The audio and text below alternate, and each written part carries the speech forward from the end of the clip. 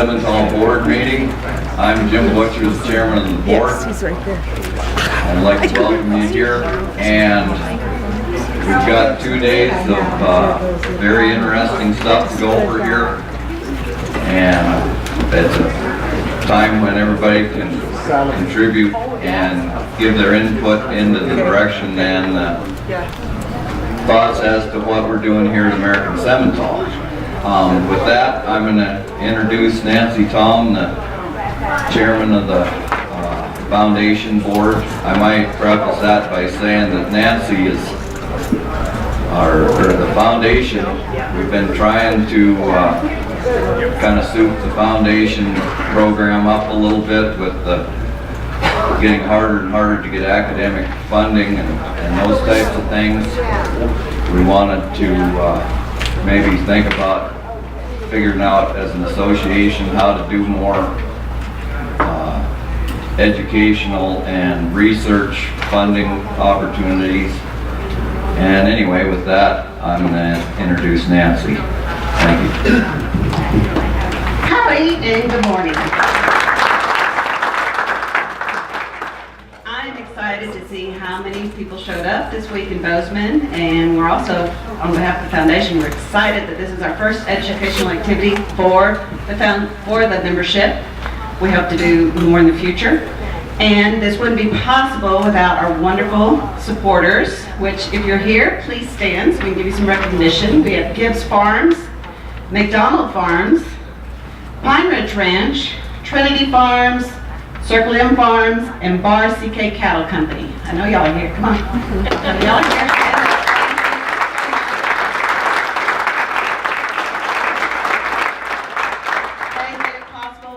Guest speakers and wonderful hospitality today. So thank you so much for that, and with no further ado, let's get it started.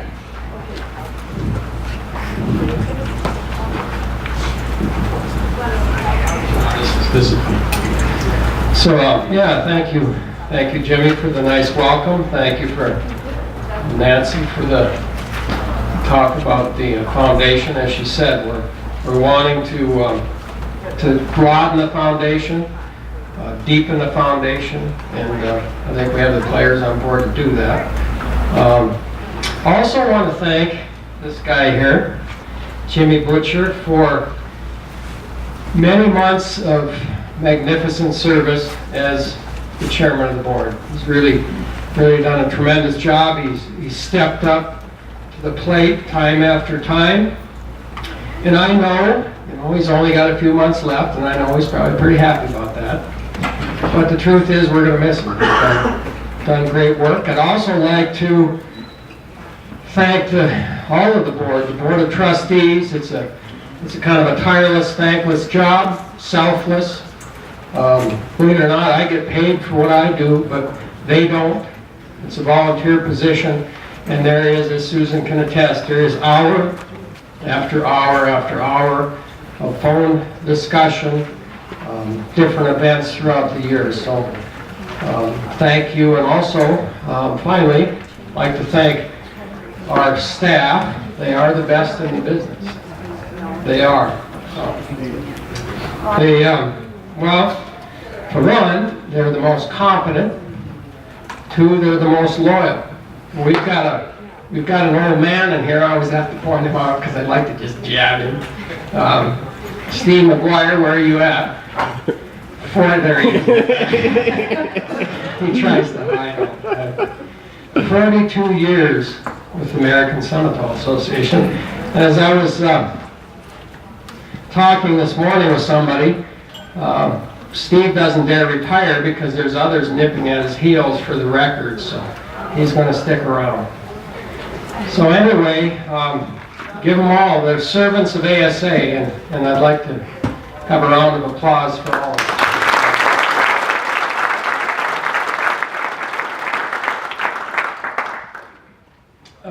So a couple of unusual things are going to happen this morning.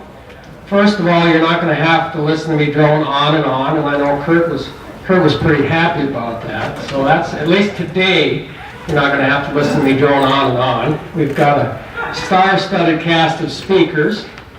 And so we want to get to those speakers and listen to what they have to say. The other thing that's highly unusual is I am not going to take any jabs at Willie. I'm not going to do it. Now, it's not because I don't want to. It's not because I wouldn't enjoy the heck out of it. It's because in the name of expediency, we've got to get to these speakers. I'm going to take the high road. He's a big target. It's easy to do, and it's so much fun. But I'm going to take the high road. So anyway, I'm going to show you, I've got just a handful of slides. Like I said, I'm not going to drone on and on. Got a handful of slides, and the first few slides show you what the board has done, what our board of trustees have done over the last year, and that is, where did I put my gadget? Oh, my pocket. What's he doing there? So, about a year ago, almost a year ago to the day, actually tomorrow will be a year ago to the day, we had a strategic planning session. We had it over at the Wingate Hotel, across the other side of the office. We hadn't had a strategic planning session in a number of years, so it was needed. And those of you who are familiar with the strategic planning process will know that there are some major things that evolve out of that process. And I'm going to show you a couple of the major things that evolved out of that process. One of them would be our vision statement. Our vision statement. Okay. Now, I'm going to actually read this to you. I know you can all read, and a lot of you have probably even seen this. It's on our website. Talked about it at the annual meeting if you were there. Of course, our board has seen it over and over and over. They created it. They created it. But I think it's of value to visit this as often as we can because it helps keep our eye on the ball. The vision statement is a target for our organization. It's what we want to be down the road, what we want to be seen as down the road. So it's critical.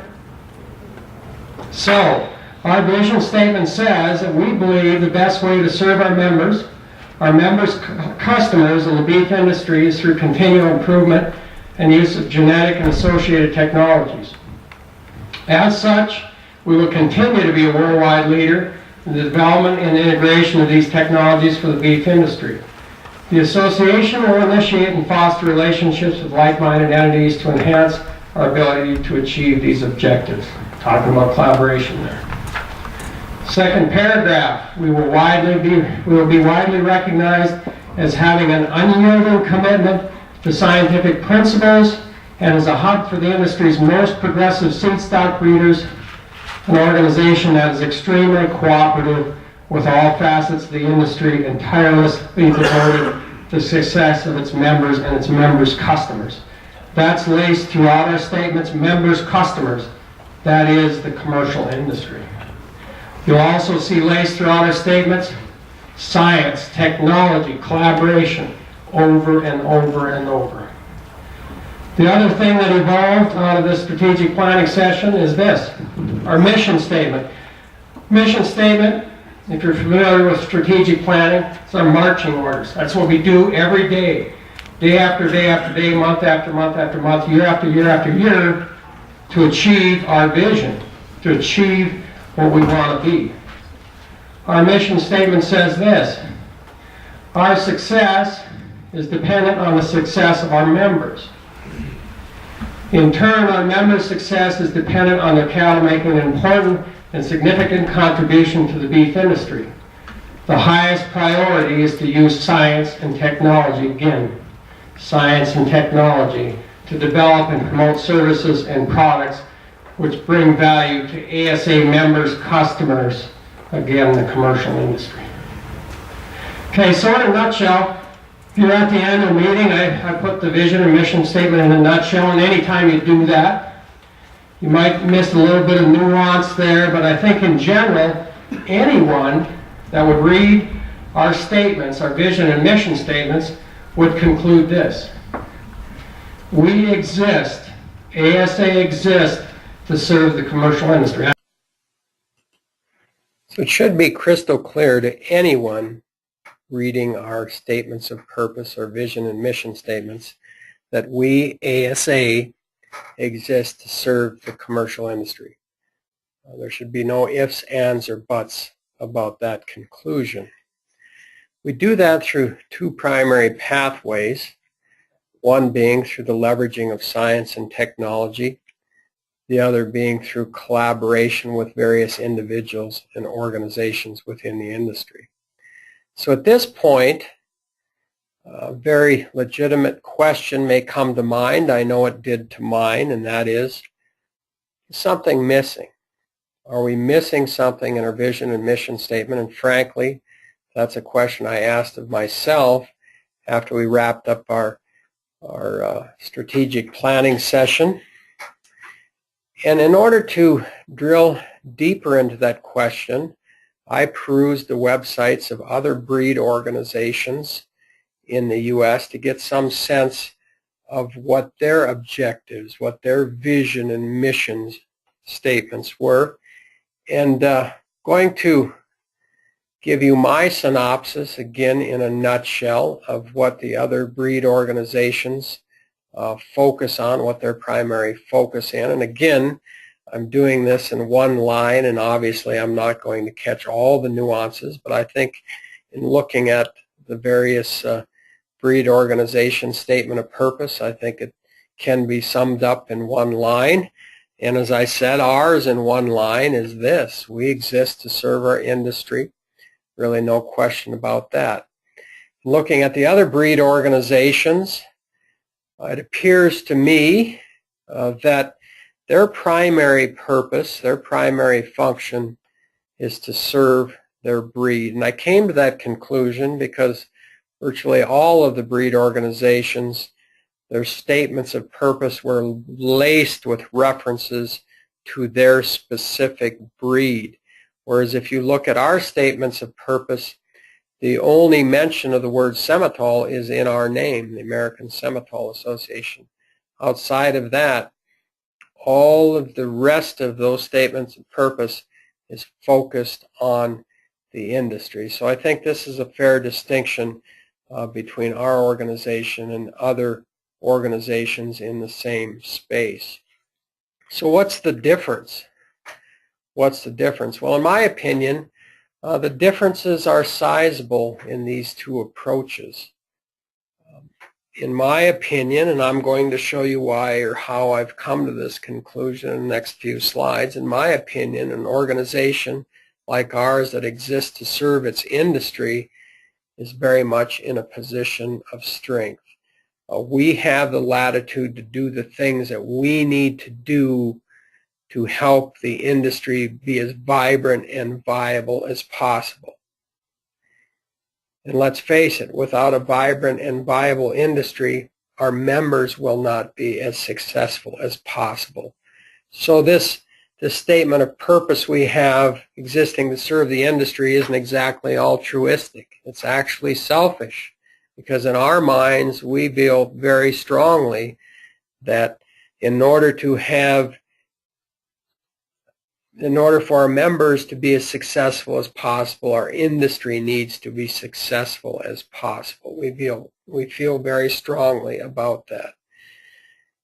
In the other organizations that exist to serve their breed, I feel that puts them in a very limited position. They are in some ways, and I'll show you why I've come to this opinion in the next few slides, but in some ways they can be very limited in what they can do or are willing to do to serve the industry. So we'll move forward. We'll digress a little bit, going back and revisit this statement of purpose. And as I've said over and over, we exist to serve the commercial industry. We're doing it through two primary pathways, leveraging science and collaboration. So let's carry that theme forward, this theme of leveraging science and collaboration. In the world of beef cattle breeding, there is a tool that is so powerful, I liken it to a sledgehammer.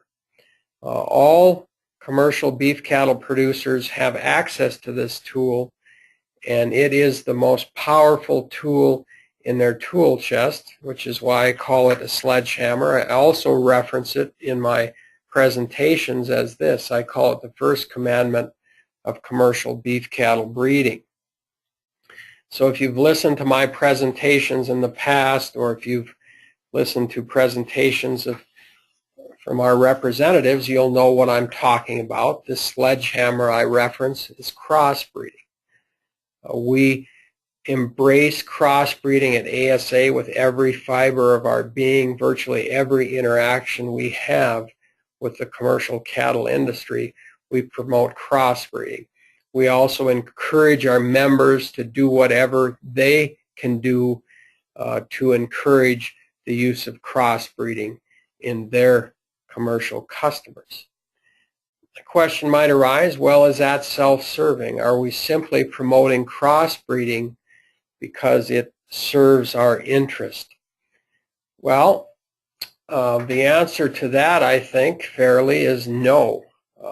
This is Dr. Larry Cundiff, a statement made by Dr. Larry Cundiff, would arguably be one of the most famous beef cattle geneticists in the world. 40 plus years at USDA Meat Animal Research Center, served as head of the station for a period of time. Dr. Cundiff says when it comes to beef cattle breeding, perhaps nothing can have a more positive and consistent impact on profit than a structured crossbreeding program. I think it would be fair to say that we could interchange Dr. Cundiff with any animal geneticist, beef cattle geneticist in this country, and they would make the same statement. They would agree with that statement. So we're not going out on a limb here. Crossbreeding is what is best for the industry. And as I said, at ASA, because we exist to serve the industry, we can embrace crossbreeding with every fiber of our being, and we do that. Now, let's just say we were an organization that existed to serve our breed. With that kind of a purpose, we may come to the conclusion that crossbreeding is not in our best interest. In fact, we might even go so far as to try to encourage the commercial cattlemen, the commercial industry, to avoid crossbreeding. Now, I know that sounds far-fetched, but stranger things have happened. So again, following through with this theme of leveraging science and collaboration, because we exist to serve the industry, we can easily collaborate with other breed organizations. We can share advertising. We can share tagging and feeder calf programs. We can share educational programs and research efforts, and we can even share the same space at a trade show. We can do that because we exist to serve the industry. Now, other organizations that exist to serve their breed may come to the conclusion that they cannot collaborate with other breed organizations because, in essence, they are condoning the use of the other breed. Well, that's no problem for us because we are condoning the use of the other breed. We're condoning the use of crossbreeding, and if you embrace crossbreeding, you have to accept the fact that we need more than a single breed. We even need more than a couple of breeds. We need multiple viable breeds in our industry in order to help our industry be as successful as possible. And as I've said, because we exist to serve the industry, we have no problem embracing the use and condoning the use of other breeds. We do it routinely. Another area when it comes to leveraging science and collaboration, we have what we call international genetic solutions. This is a collaboration of several breed organizations. It is the world's largest multi-breed database and genetic evaluation system. We have the American and Canadian Simmental populations, the American Mananju and Chianina populations. We have the American Red Angus Association population, and they are also our full partner in this venture. We have the Canadian Angus Association as well as the American and Canadian Gelbvieh Association. We have recently added other organizations. We have added the Canadian and American Shorthorn Association and the Canadian and American Limousine Association. And that moves us up to where we have about 15.2 million animals in our database. We're taking in somewhere north of 350,000 animals annually.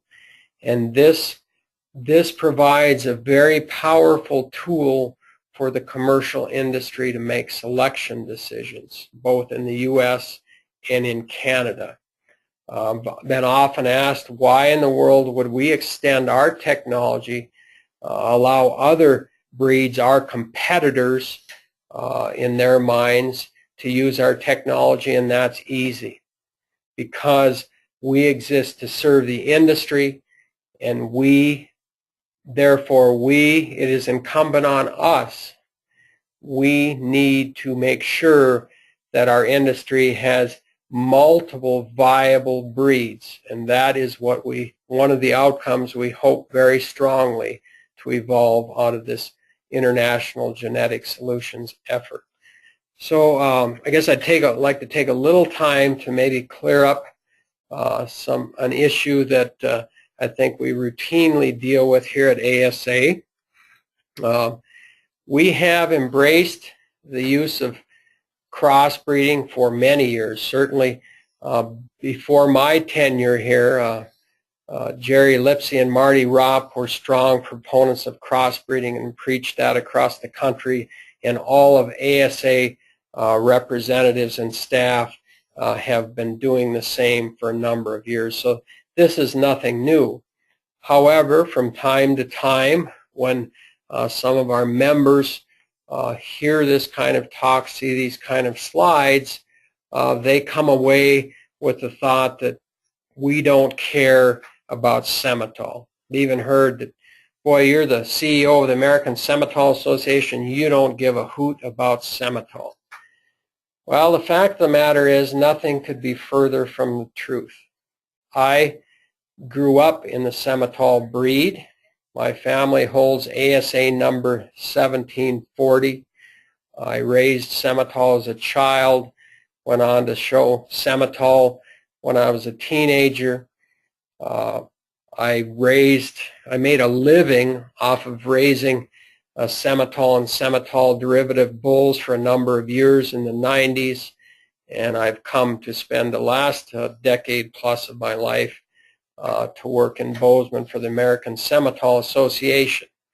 So it's fair to say that I think very highly of this breed. It's a great breed. And you might even say, from an emotional standpoint, I could even say that I love this breed. That said, I think it is very important to avoid slipping into emotion and pride when we make decisions. Our decisions need to be logical. They should not be based on emotion and pride, as are the decisions of many other breed associations and breeders.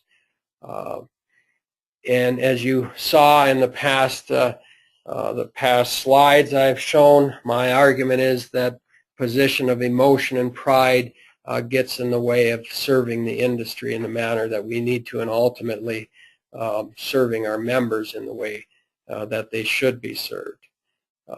So with that, I'll close and simply say that at the American Simmental Association, our vision and mission is to serve the industry, and we will do that with every fiber of our being. And I will pass the baton over to our Director of Science and Education, Dr. Jackie Atkins. Dr. Atkins has been a godsend. She came to us about 1.5 years ago, maybe 2 years already now. Time flies. Anyway, she has a doctorate from the University of Missouri in reproductive physiology. Her advisor, Dr. Mike Smith, a very prominent reproductive physiologist, told us that Jackie was one of the finest students he has ever had. And after working with her over this period of time, I have no question about that being a fact. So with that, Jackie, you have the mic. Thank you.